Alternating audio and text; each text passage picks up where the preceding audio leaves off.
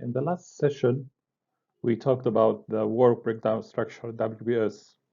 The WBS actually is the start for any planning item that we have in any project. Once we got the work breakdown structure on different levels of definition, we can start with the planning based on the definition level that we have. One of the most important items is scheduling for the project, the time schedule of the project, and which is basically depending on the activity list and depending on the work breakdown structure. So once we got the activity list from the work breakdown structure, we can start to find the sequence of the activities. And following the sequence of the activities, we have to find the duration of each activity. Once we got the duration of the activities and the sequence of the activities, we can construct the schedule. The schedule includes a lot of risks for most of the project, or actually for all of the projects. Depends on the type of the project, depends on the complexity of the project, depends on the relationships and the sequence of the activities built in or planned for. So we have a lot of time risks based on the schedule construction and the deviation between the plan and the actual schedule. In this slide, we are talking about some of the risks that we have in the scheduling or in the time schedule of the project. At the very beginning, when we are still at the very beginning of the project, maybe in the concept phase, we have some tools to be used to find what is the duration of the project and what is the duration of the activities. We might depend on the expert judgment only. We might have analogy estimating based on similar projects. We might have kind of parametric estimating, similar to the case when we are trying to find a schedule for a hospital, a schedule to the factory, a schedule to the school, a schedule to residential building. So we can make kind of parametric estimate based on the area, based on the type, and we might have kind of equation that includes some parameters like we mentioned, and based on that equation we can make kind of guessing for the duration of the project or the duration of the activity.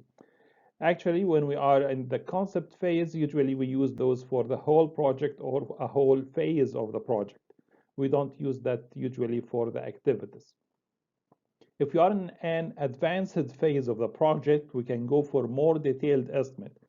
In the traditional way, we are estimating the duration based on the productivity rates and the resources that we have for the project, and based on that, we can find the duration of the activity. Like if we are talking about excavation activity, for example, what is the capability to make an excavation? Let's assume that we have total activity volume of 10,000 cubic meters, and we can make a kind of excavation for just 500 a day. Based on that, we can divide 10,000 by 500. That gives us 20 days, for example. So this is simply how can we find or estimate the duration expected for a specific activity. If we have more data and we have many experiences with that activity, we can plug that into this equation for the 3-point estimate. And instead of using just a deterministic value, we can use 3 estimated values: the optimistic value, time optimistic, and the most likely value, the time most likely, and the pessimistic, which is the longest duration, the time pessimistic expected for that duration of the activity duration. And all of those actually are based on the same equation that we have for the productivity rate, based on the quantity that we have for that activity and the productivity rate that we are assuming for that activity. That's why the productivity rate is a risk item. We cannot guarantee that the productivity will be at the rate that we mentioned, like 500 cubic meter per day. We might get more than that, and most likely we are going to get less than that.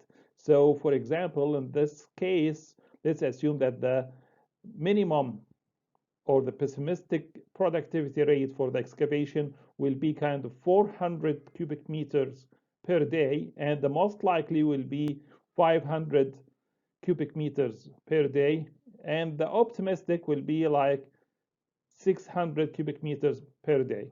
So in this case, the optimistic time will be 10,000 divided by 600, that's about 16 days, and the most likely will be 20 days as we mentioned, while the pessimistic will be 10,000 divided by 400, that's 25 days.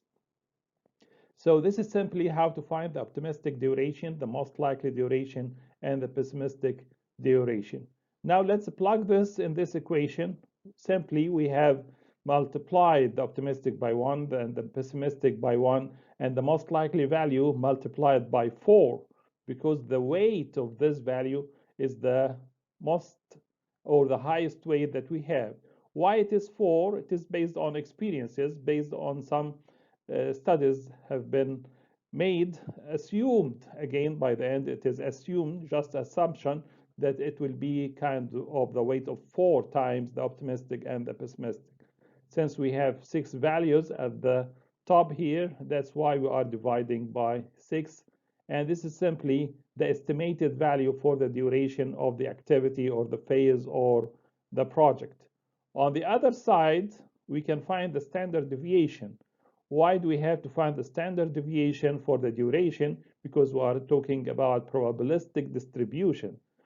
Once we are talking about probability, we have to find a weighting system for the scatter of the data. Is this data reliable or not? If the standard deviation is small, in this case, the reliability of the data is higher, and the confidence that we are close to the most likely value is higher. If the standard deviation is high or big, in this case, the reliability of the data is low, and the confidence that we are going to be close to the most likely data, the confidence is low as well. How to find out the standard deviation for the duration of that project? Simply by finding the difference between the pessimistic value, in our example, that's 24 days, minus the optimistic value, in our example, that's 16 days. That's 24 minus 16, that's 8 divided by 6. So that's 1.33 almost the value of the standard deviation of the most likely value. The most likely value, since we have kind of very close or very uniform distribution, the most likely value will be the same as the estimated value in this case, which is 20 days. So the estimated value is 20 days and the standard deviation is 1.33 days. So actually 1.33 with respect to the 20 days is not a big standard deviation. So we can assume that the reliability of the data and the confidence that we are going to be close to the most likely value, the confidence is high as well. So when we are talking about probabilistic distribution, we should have kind of definition for the scatter of the data and the confidence level that we have for the estimated values.